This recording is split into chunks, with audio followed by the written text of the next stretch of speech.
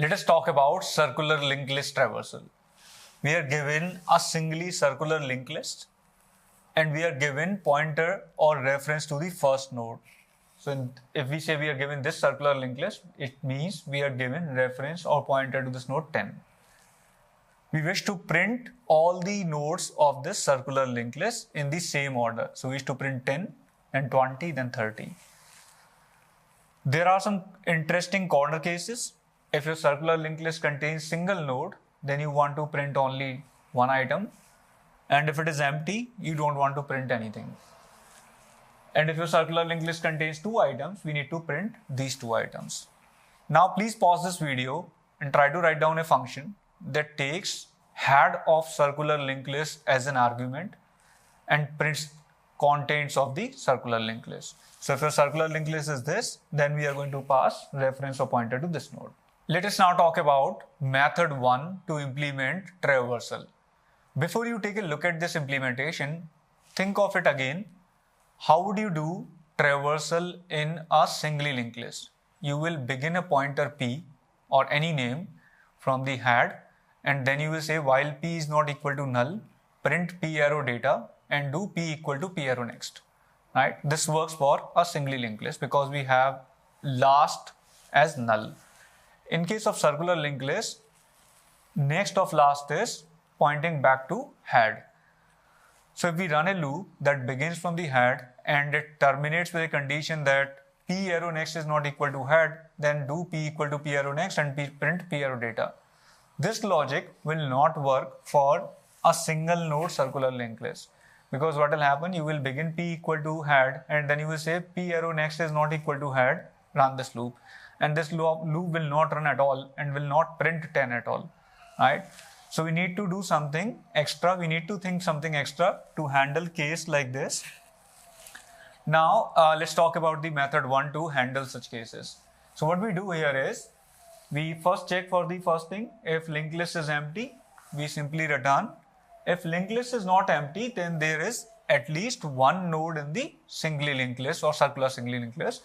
So we first print that particular node. Now we run a pointer from next of this node. And then we say, if it comes back to the head, then we do not print. We basically do not want to print head arrow data again. And we keep doing p equal to p arrow next. That's how we do traversal using for loop. Let's now see how does this work for this circular linked list.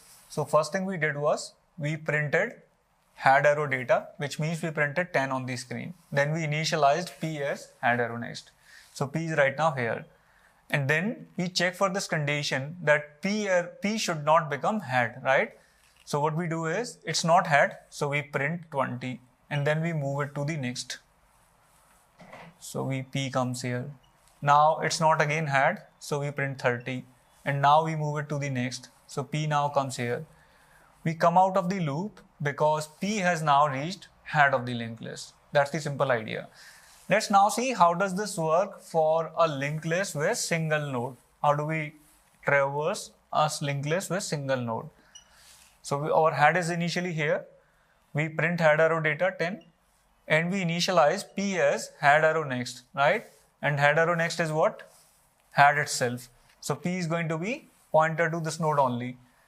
So when we check for this condition, p should not be equal to head, our condition becomes false itself in the beginning of this loop. So we never enter into the loop and we simply print 10 and we come out of this loop. So this is one implementation that uses for loop. We can have a better implementation which is generally given in textbooks and blogs, which is based on do while loop. Now you may pause this video again and think of an implementation to traverse circular linked list that uses do while loop. Let us now talk about method 2, an implementation based on do while loop. So the first thing that we do in this method is same, that if head is null, then we need to simply return. Otherwise, we initialize a pointer p as head and we run a do while loop. So we use do while loop because we want to print at least one node when the linked list is not empty, right? So we print the node pointed by p and then we move p equal to p arrow next. Then we check has p become head or not, right? After doing all this, we check. Let's now see the working of this code for this example. So our head is here initially, and we also have our P here in this method. And what are we going to do inside this method? We are going to print P arrow data first, then we are going to move P to the next. And now we are going to check if P is same as head. P is not same as head. So we are going to print 20 now. Now we are going to move P to the next of P. And now we are going to check if P is same as head. P is not same as head. P is here and head is here. So we print 30. Now we again move P to the next. So P now comes here. And now we check if P is same as head, right? After moving to the next, we check if P has become head. And this time P has become head. So we stop this loop and we stop and we have printed the required nodes.